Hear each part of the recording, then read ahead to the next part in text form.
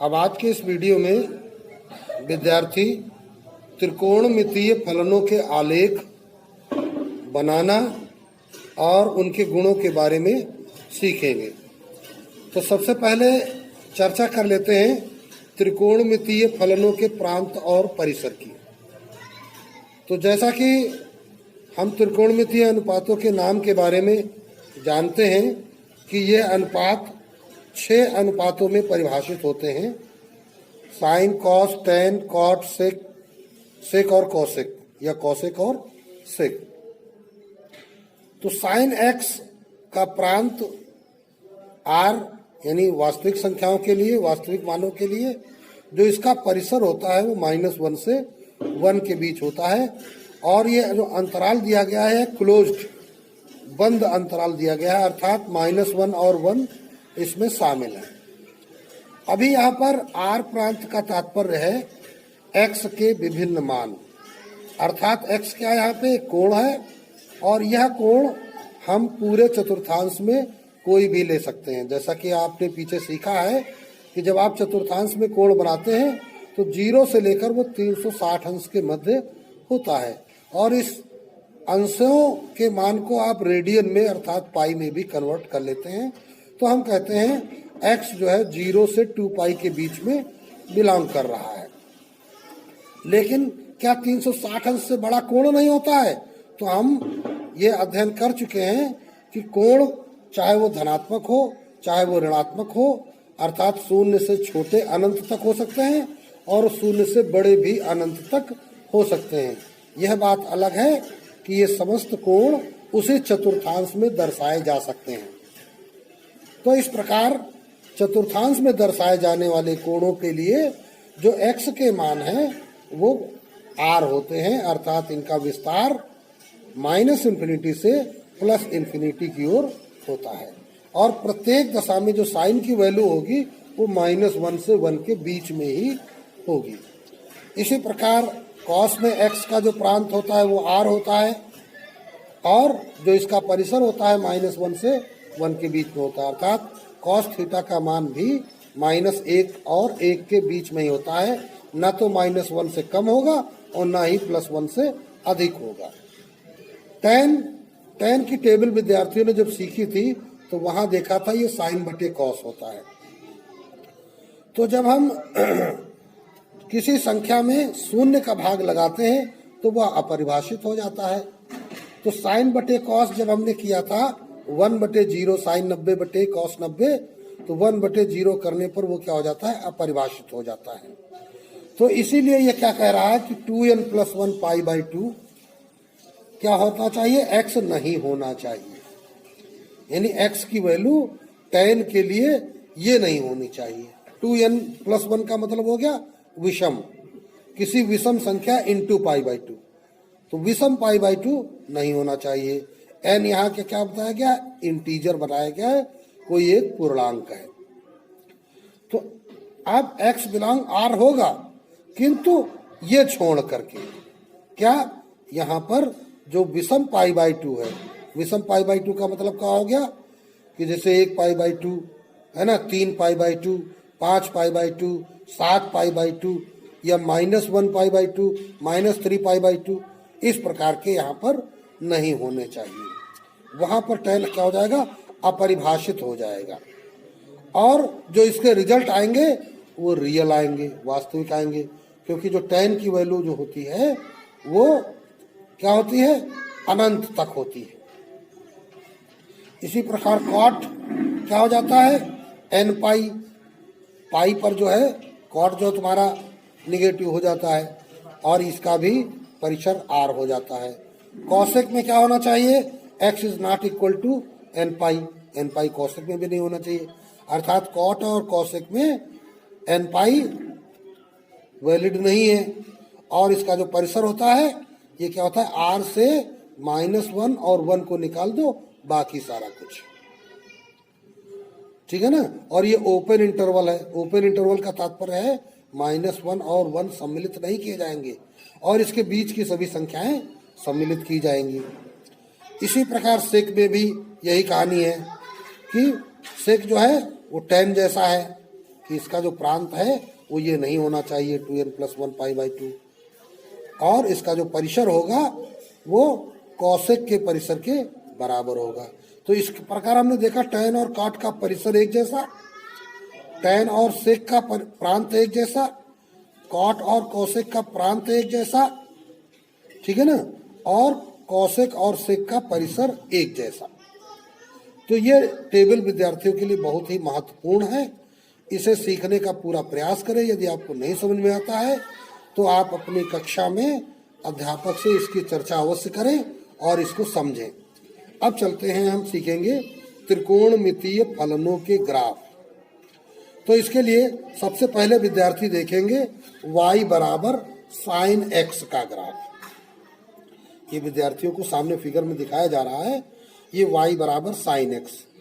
अभी हमने x के बारे में आपको बताया था कि यह एक कोण है और कोणों को ट्रिग्नोमेट्री में रेडियन में मापन इसका किया जाता है। तो इसलिए हमने देखो मूल बिंदु से x अक्ष पर हमने x लिया हुआ है, साइन x है ना, तो साइन में जो x क्या है वो कोण है, इसको हमने x अक्ष पर लिया है।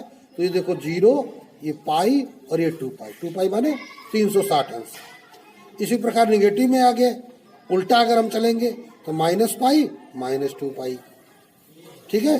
तो हम जानते हैं क्या कि साइन की वैल्यू -1 से 1 के बीच में होती है।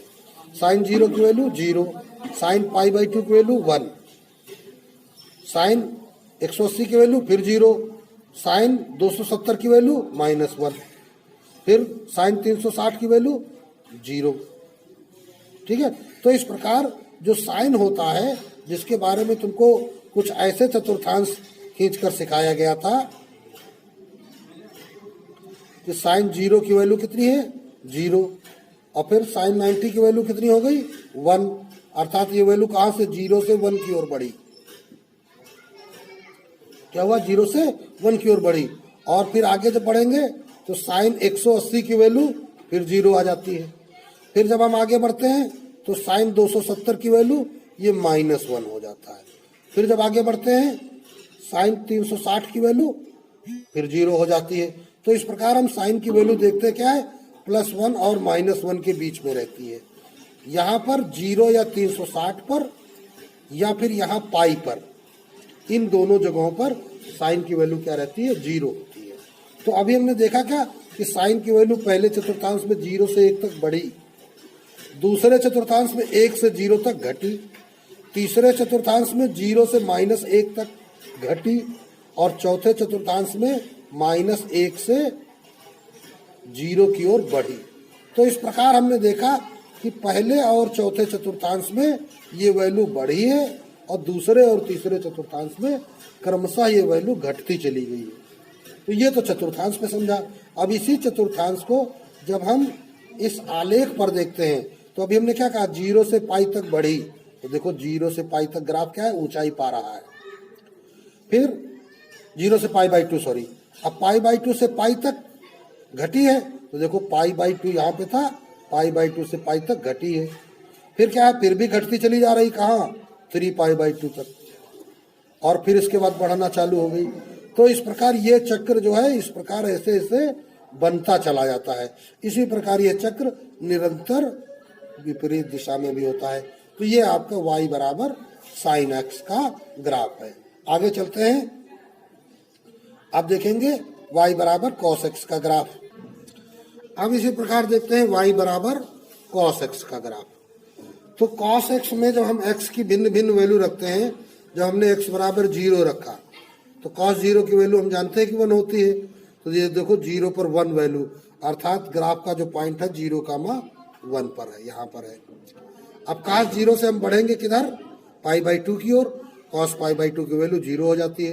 तो देखो क्या है, जब x की वैल्यू 0 से π/2 तक जाती है तो cos क्या होता है, इसकी वैल्यू घटती है, π/2 से 3π/2 तक और घटती है, फिर सॉरी पाई तक, और पाई के बाद 3π/2 तक बढ़ने लगती है। अब इसके बाद और आगे बढ़ती चली जाती है। तो इस प्रकार हमने देखा ये +1 है, यहाँ पर ये -1 है, तो ये जो cos की वैल्यू भी है वो +1 से -1 के बीच में रहती है। तो इस ग्राफ से क्या क्लियर हो रहा है कि cos x का जो प्रांत है वो r है, क्योंकि ये ग्राफ निरंतर आगे अनंत की ओर बढ़ता चला जाएगा। ठीक, और परिसर क्या है, -1 से 1 के बीच में। आवर्तकाल, आवर्तकाल देखिए क्या होता है, जब आप यहां से शुरू करेंगे, ठीक है ना, तो यहां से ऐसे जा करके और यहीं तक जाएंगे समान कला में, या यूं कहें यहां से लेकर यहां तक, ये एक आवर्तकाल है। इधर का ये हाफ और इधर का ये हाफ, ये दोनों आधे आधे आवर्तकाल में करके एक बना देते तो -π/2, इधर क्या है 3π/2। इन दोनों का जो अंतर होगा जब आप निकालेंगे वो 2π निकल आएगा, तो इसलिए इसका आवर्तकाल कितना होता है, 2π होता है। तो इस प्रकार हमने देखा कि साइन जैसा ही कॉस का भी ग्राफ है, केवल फर्क इतना है कि वो साइन 0 पर 0 था और ये कॉस 0 पर 1 है। अब देखते हैं y बराबर tan x का ग्राफ। तो जो y बराबर tan x है, tan के बारे में हम क्या जानते हैं कि tan 0 की वैल्यू साइन 0 बटे कॉस 0, साइन 0 की वैल्यू 0 और कॉस 0 की वैल्यू 1, अर्थात 0/1। तो 0/1 कितना हो जाता है, ये 0 होता है, तो इसीलिए देखिए ये वैल्यू क्या है, 0 पर 0।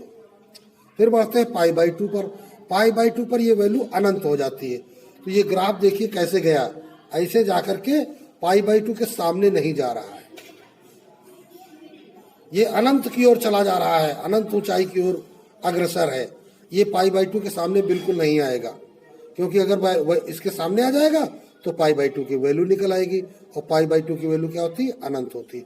इसी प्रकार जब हम निगेटिव में चलते हैं तो -π/2 पर भी ये अनंत की ओर अग्रसर हो जाता है, माइनस दिशा में। फिर आगे चलते हैं तो पाई पर इसकी वैल्यू 0 होती है, tan π बराबर 0 होता है। फिर आगे जब बढ़ता है तो फिर ये अनंत की ओर अग्रसर होता है, और इधर उल्टा ये अनंत की ओर अग्रसर होता है, अर्थात जो इसका वक्र बनता है वो निरंतर नहीं है। यह क्या होता है, -π/2 के से π/2 के बीच में एक वक्र बनता है। इसी प्रकार π/2 से 3π/2 के बीच में दूसरा वक्र बनता है, 3π/2 से 5π/2 के बीच में तीसरा वक्र बनेगा। इसी प्रकार यहाँ देखिए -π/2 से -3π/2, अब इधर और आगे बढ़ाएंगे तो ये नीचे आ जाएगा। अर्थात जो ऐसी आकृतियां ये दिख रही हैं, ये अनंत आकृतियां इसमें बनेंगी। तो यहाँ से हमने देखा कि ये 2n+1π, यहाँ n बराबर जब 0 रखोगे तो क्या आ जाएगा, 1π/2। अगर 2 रखोगे, सॉरी 1 रखोगे तो 2 × 2 = 3π/2। फिर 2 रखोगे तो 5π/2, तो 1π/2, 3π/2, 5π/2 क्या निकल रहा, विषम संख्याएं। अर्थात विषम π/2 पर क्या हो जाता है, ये इन्फिनिटी की ओर अग्रसर होता है। तो इसीलिए इसका प्रांत क्या कर दिया गया है, r - विषम π/2। तो इसका परिसर क्या हो जाता है, -∞ से +∞ की ओर, मतलब एक हाफ में -∞ की ओर और दूसरे हाफ में +∞ की ओर ये अग्रसर होता है। इसका आवर्तकाल, अब देखो यहाँ से यहाँ के बीच का देख लेते हैं, यहाँ से यहाँ के बीच -π/2 से π/2 का अंतराल, तो -90 से +90 के बीच का अंतराल 180 अंश होगा, जो कि पाई के बराबर होगा। तो इसलिए इसका आवर्तकाल जो होता है वो कितना होता है, वो पाई होता है। तो ये हो गया तुम्हारा क्या, y बराबर tan x का ग्राफ। इसी प्रकार देखते हैं y बराबर cot x का ग्राफ। तो y बराबर cot x में देखिए यहाँ बिल्कुल tan का विपरीत हो रहा है। tan का भी ग्राफ विद्यार्थियों ने देखा था, तो tan का विपरीत वैसा ही यहाँ पे ग्राफ प्राप्त हो रहा है। तो इस ग्राफ से हम क्या क्लियर कर लेते हैं कि cot x का जो प्रांत होता है वो r - nπ। यहाँ क्या होता है, देखिए 0 पर यहाँ पे कोई वैल्यू नहीं दी गई है, cot में 0 पर कोई वैल्यू नहीं है, -π/2 पर 0 और +π/2 पर 0, ठीक है ना। तो cot 0 क्या होता है, अनंत की ओर। तो देखो यहाँ -π/2 से जैसे जैसे ये 0 की ओर बढ़ रहा है तो किधर बढ़ रहा है, अनंत की ओर बढ़ता चला जा रहा है। इसी प्रकार 0 के बाद देखते हैं अगर, तो 0 पर देखो ये अनंत की ओर है, 0 में टच नहीं कर रहा है, π/2 पे 0 है, और इसके बाद आगे बढ़ते हैं तो ये माइनस अनंत की ओर बढ़ रहा है। तो यहाँ पे प्रांत क्या बन जा रहा है, r माइनस एन पाई, है ना, ये पाई के उसमें है, जैसे 0 से पाई, पाई से 2 पाई, 2 पाई से 3 पाई, तो n बराबर आप जितना रखते चले जाओगे, ठीक है ना। पाई पर वैल्यू जो होगी, n पाई पर वैल्यू इसकी अनंत हो जाएगी, यानी 4 पाई पे अगर निकालोगे तो इसकी वैल्यू अनंत तुमको मिलेगी। परिसर r या माइनस इन्फिनिटी से इन्फिनिटी के बीच में। आवर्तकाल इसका भी tan के जैसा पाई ही होता है। अब देखते हैं y बराबर sec x का ग्राफ। तो अब इसका ग्राफ तो देखिए बड़ा ही विचित्र है। उसका कारण क्या है कि sec की वैल्यू cos के विपरीत होती है।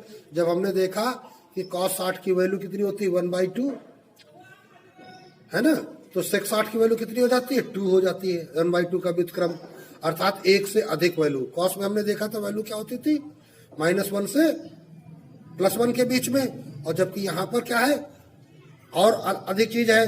तो अब देखिए यहाँ पे दिया गया है, देखो 0 है, ठीक है, और फिर इसके बाद ये पाई है, ये पाई/2 होगा, 3 पाई/2, 2 पाई हो गया। तो यहाँ पर 0 पर वैल्यू इसकी पाई गई 1, सेक है ना, सेक 0 पर वैल्यू कितनी पाई गई 1, और सेक पाई/2 की वैल्यू कितनी पाई गई, अब देखो कहाँ चला गया, अनंत की ओर, -पाई/2 पर अनंत की ओर। फिर आगे बढ़े 3 पाई/2 पर अनंत, और 2 पाई पर फिर हमको 0 वैल्यू मिल गई, ठीक है ना। तो इसी प्रकार -पाई पर इसकी वैल्यू -1 मिली, है ना, और -पाई/2 पर नीचे अनंत की ओर चला गया, है ना। तो इसके देखिए अलग अलग वक्र अलग अलग अंतरालों पर इसके बनते चले जा रहे हैं, ठीक। इसी प्रकार y बराबर कोसेक x का ग्राफ बनेगा। ये देखिए y बराबर कोसेक x का ग्राफ है।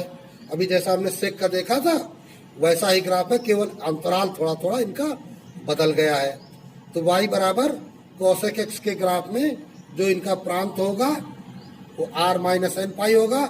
परिसर क्या होगा, -∞ से -1 तक जाएगा, फिर छूट जाएगा, फिर 1 से लेकर इन्फिनिटी तक जाएगा, अर्थात -1 और 1 के बीच में इसकी वैल्यू नहीं प्राप्त होगी, ठीक है ना। इसी प्रकार आवर्तकाल इनका 2 पाई होता है। तो इस प्रकार विद्यार्थियों ने भी देखा कि फलनों के ग्राफ, त्रिकोणमितीय फलनों के ग्राफ कैसे होते हैं। अब हमारे पास एक प्रश्न है, y बराबर 4 cos 2x, इसका आलेख बनाना विद्यार्थी सीखेंगे। तो अब हम यहाँ पर x बिलोंग r होता है y बराबर cos x के लिए, तो यहाँ पर जो x की वैल्यूज है वो हम कोणात्मक रूप में अर्थात पाई के फॉर्म में रखेंगे। तो यहाँ पे हम लिखेंगे क्या, x के भिन्न भिन्न मानों के लिए y के संगत मान प्राप्त करने पर, ये पहला कार्य है। x के भिन्न भिन्न मानों को हम यूज करेंगे और उनके लिए y की वैल्यूज हम निकाल के लाएंगे। तो चलिए शुरू करते हैं। यदि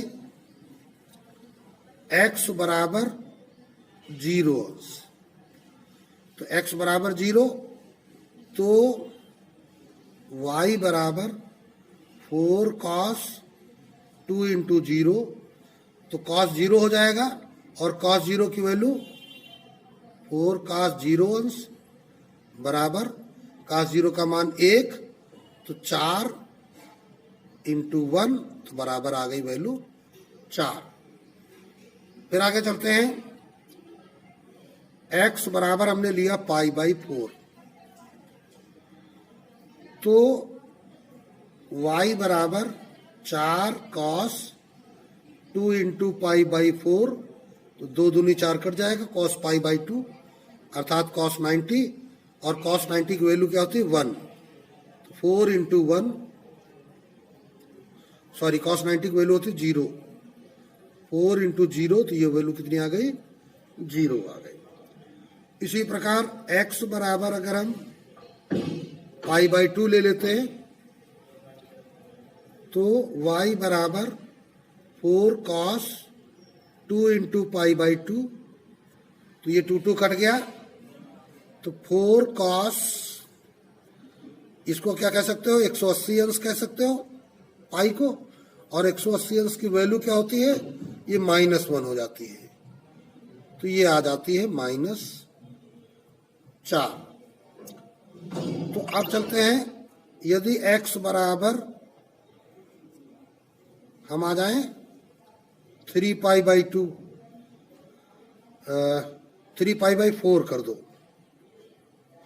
क्यों, क्योंकि एक अंतराल देखिए यहाँ 0 से अगर हमको पाई तक जाना है, समझिए जरा ध्यान से, 0 से पाई तक जाना है तो बीच में क्या मिलेगा, पाई बाई 2, इन दोनों के बीच में क्या मिलेगा, पाई बाई 4, इन दोनों के बीच में क्या मिलेगा, 3 पाई बाई 4। ठीक है ना, या समझ लो 0, 25%, 50%, 75%, 100%, इस प्रकार से इसको करते हैं। तो इसी प्रकार की वैल्यूज हम यहाँ पे निकालते हैं, तो क्या हो जाएगा, y बराबर 4 cos 2 इंटू 3 पाई बाई 4, तो ये आ गया 3 पाई बाई 2, तो बराबर कितना हो गया, 4 cos 3 पाई बाई 2, 18 54 है ना, बटे 2, 270 अंश। तो 270 अंश पर cos की वैल्यू क्या होती है, तो यहाँ पर इसको अगर आप मान लीजिए वैल्यू आपको नहीं ऐसे याद रहती है, तो इसको क्या कहोगे, cos 180 प्लस 90, 180 प्लस थीटा तीसरे चतुर्थांश में चला जाएगा, तीसरे चतुर्थांश में cos नेगेटिव होता है, तो माइनस cos 90 हो जाएगा।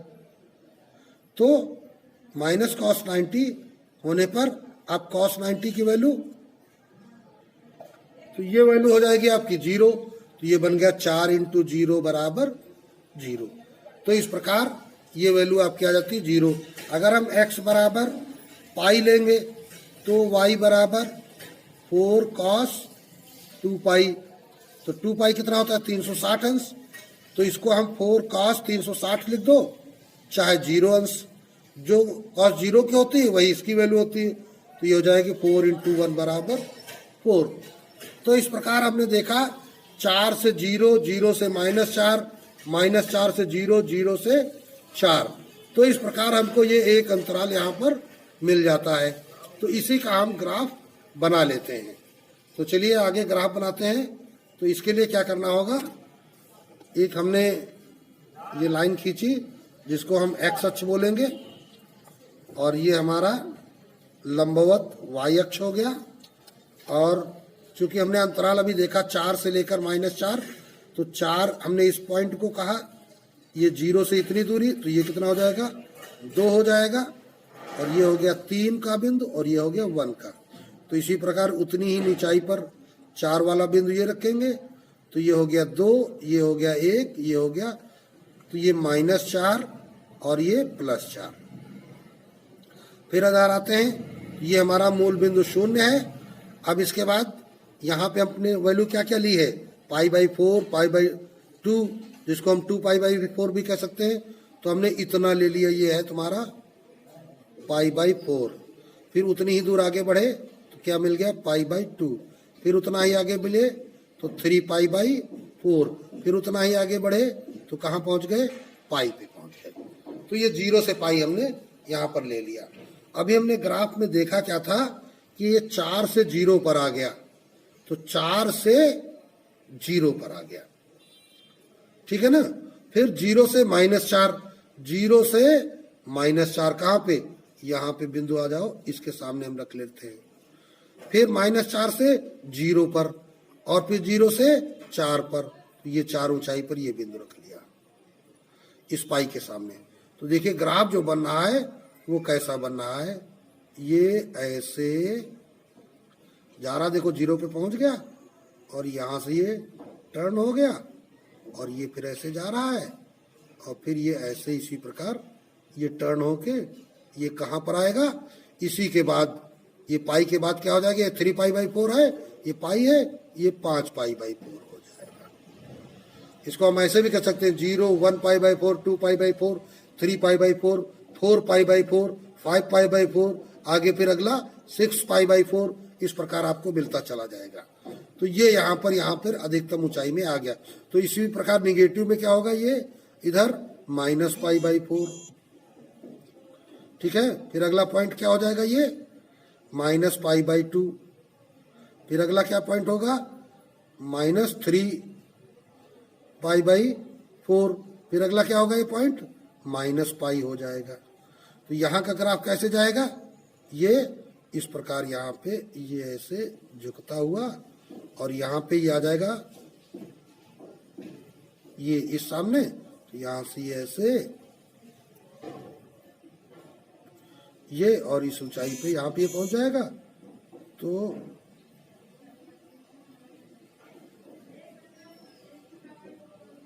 ये जो है तुम्हारा ग्राफ जो है वो कुछ इस प्रकार बनेगा।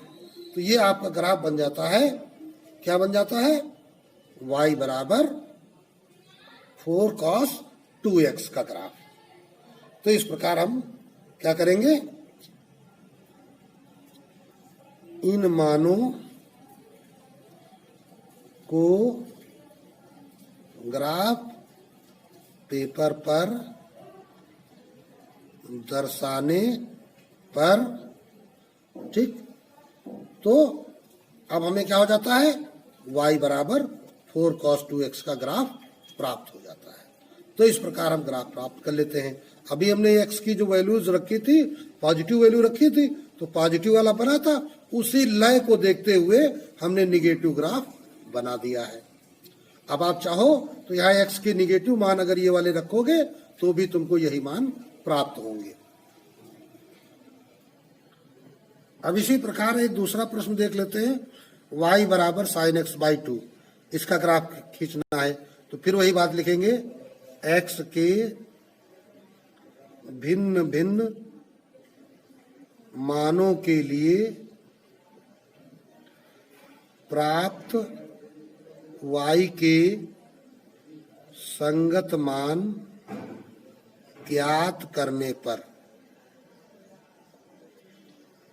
ठीक। तो अब चलेंगे, x की वैल्यूज क्या लेंगे, x बराबर सबसे पहले हम 0 लेते हैं, तो y बराबर क्या हो जाएगा, sin 0/2, मतलब sin 0 की वैल्यू 0। x बराबर ले लेते हैं हम π/2, तो y बराबर sin π/2 और /2, यानी कितना हो गया, sin π/4 माने 45 अंश। तो sin 45 की वैल्यू कितनी आ गई, 1/√2। ये वैल्यू कितनी आ गई, 1/√2 आ गई, जब हमने क्या लिया, π/2। अच्छी बात है। तो अब हम इसकी वैल्यू क्या ले लेते हैं, अगर हम x बराबर -π/2 लेते हैं तो क्या हो जाता, y बराबर -π/2/2, तो क्या हो जाएगा, sin -π/4, और sin माइनस थीटा क्या होता है, माइनस साइन थीटा, तो माइनस साइन π/4 हो जाएगा। तो ये वैल्यू आ जाएगी -1/√2।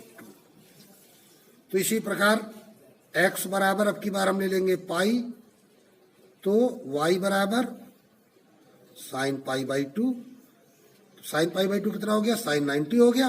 तो sin 90 की वैल्यू कितनी हमको मिल जाएगी, 1 मिल जाएगी। x बराबर अगर हम -π लेते हैं तो y बराबर sin -π/2, ये हो जाएगा -sin π/2, तो ये बराबर क्या हो जाएगा, -1 हो जाएगा। और आगे बढ़ते हैं, x बराबर अगर हम लेते हैं 3π/2, तो ये y बराबर हमारे पास क्या हो जाएगा, साइन इसका आधा करेंगे तो 3π/4 हो जाएगा, ठीक है ना। तो 3π/4 कितना होता है, 18 × 54, और 54 में 540 में 4 का भाग लगा दो, या π/4 45 होता है, तो 45 दिया 135 अंश, साइन 135 अंश। तो इस साइन 135 अंश आ गया, तो इसको तुम क्या कह दोगे, 90 प्लस 45, ये बन जाएगा कॉस 45, और कॉस 45 की वैल्यू क्या आ गई, 1/√2। तो इसी प्रकार x बराबर -3π/2 अगर लोगे तो y बराबर साइन -3π/4 हो जाएगा, तो माइनस साइन 135 अंश आ जाएगा, तो ये -1/√2 हो जाएगा। ठीक है ना। तो इस प्रकार हम अलग अलग मान देख लिए हैं। अब हम लेते हैं x बराबर, अभी हम 3π/2 लिए हैं, ठीक है ना। अब की बार क्या ले लेते हैं, 2π ले लेते हैं। तो y बराबर क्या हो जाएगा, साइन 2π/2, तो दो दो कट जाएंगे, तो साइन पाई हो गया। साइन पाई माने साइन 180 अंश, और 180 अंश की वैल्यू 0 के बराबर होगी, साइन 0 के बराबर 0 हो जाएगी। तो ये देखो हमने 0 के अंतराल से स्टार्ट किया, फिर 0 पर आ गए, ठीक है ना। इसी प्रकार x बराबर, अगर हम -2π ले लेते हैं तो y बराबर क्या हो जाएगा,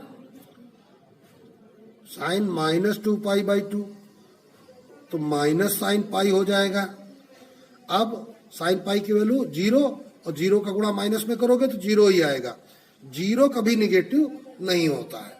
तो इस प्रकार हमने ये वैल्यूज देखी, 0 1/√2, पहले पॉजिटिव वाली वैल्यू लो, 0 1/√2 1, ठीक है ना, फिर 1/√2, फिर 0, तो 0 से किधर गया, 1/√2 तक, 1/√2 से 1 तक, ठीक है ना। तो 0 से 1 बढ़ा, फिर आगे इसी प्रकार घटने लगेगा। तो चलिए अब इसका ग्राफ देखते हैं। अब देखिए ग्राफ पेपर पे हम अब इसका ग्राफ बनाते हैं, तो जिसके लिए पहले भी पिछले उसमें तुमको दिखाया गया है कि एक हम x अक्ष खींच लेते हैं और दूसरा हमारा ये y अक्ष हो गया है। अब देख लेते हैं x अक्ष पर हमने वैल्यूज क्या क्या रखी हुई हैं, 0 π/2 -π/2 पाई पाई 3π/2, ठीक है ना, और 2π तक वैल्यू हमने इधर रखी है। और इधर हमको जो वैल्यूज प्राप्त हुई हैं, ये वैल्यूज y अक्ष पर जाएंगी, तो ये है 0 1/√2 -1/√2 1 -1 और 1/√2 -1/√2। तो इस प्रकार से ये वैल्यूज हमको प्राप्त हुई हैं। तो यहाँ पर ये तो वैल्यू 0 हो गई, ठीक है ना। फिर आगे यहाँ पे हम चलते हैं, ये आ गए हम π/2 पर, ठीक। तो जब ये π/2 हो जाएगा तो ये हमारा हो जाएगा पाई, ये हमारा हो जाएगा 3π/2 और ये हो जाएगा 2π। इसी प्रकार माइनस में उतनी ही अंतराल पर जाएंगे, तो -π/2 और ये -π हो जाएगा, ये -3π/2 और ये तुम्हारा 2π हो जाएगा माइनस का। इसको अगर हमने 0 लिया है तो हम इतनी ऊंचाई पे 1 ले लेते हैं और इतनी ऊंचाई पे नीचे आ जाते हैं, तो ये -1 हमको मिल जाता है। तो अब ये बीच का क्या हो जाएगा, हाफ हो जाएगा। और इधर जो तुम्हारा 1/√2 है, इसकी वैल्यू क्या होगी, इसके लिए करना होगा विद्यार्थियों को कि √2 का ऊपर नीचे अगर गुणा कर लेते हैं तो ये √2/2 हो जाता है। √2 की वैल्यू होती 1.414/2, तो ये वैल्यू कितनी निकल के आ जाती है, 0.702, यानी 0.7 के आसपास आ जाता है। तो जब हमने ये ऊंचाई 1 ली है, ये 0.5 हो गया, तो 0.7 हमको यहाँ लगभग मिलेगा। इसी प्रकार इधर का 0.7 लगभग हमको माइनस वाला इधर मिलेगा। तो चलते हैं, अभी हमने देखा क्या, जब x बराबर हम 0 रखे थे तो हमको क्या मिला, 0 पर 0 वैल्यू, π/2 पर 1/√2। तो चलते हैं भाई, 0 पर 0 अर्थात यहीं पर रहेंगे, π/2 पर 1/√2 यानी यहाँ पे आ जाएंगे, ठीक है ना। इसी प्रकार जो हमारा वैल्यू आया है -π/2 पर -1/√2 आया है, ये देखिए -π/2 पर -1/√2, पाई पर 1 वैल्यू आई है, तो इसी प्रकार यहाँ पे हम दिखाएंगे, यहाँ पे पाई पर वैल्यू कितनी है, 1 है, 1 के सामने जाएंगे। यहाँ -π/2 पर ये आया तुम्हारा -1/√2, -π पे -1 आई है। फिर इसके बाद आगे हैं 3π/2, तो 3π/2 पर 1/√2, -3π/2 पर -1/√2। तो चलते हैं भाई, अब इसको देखिए जरा, 3π/2 पर कितना, वही इसी के सामने -3π/2 पर, और +3π/2 पर 1/√2, इधर वैल्यू हो गई। 2π पर देखो 0 आ गई वैल्यू, -2π पर 0, तो 2π पर यहाँ 0 वैल्यू आ गई, और -2π पर ये 0 वैल्यू आ गई। तो अब इन बिंदुओं को हम क्रमिक वक्रानुसार अगर जब मिलाएंगे, तो ये देखिए हमारे पास जो वक्र तैयार हो रहे हैं वो ऐसा वक्र बनेगा।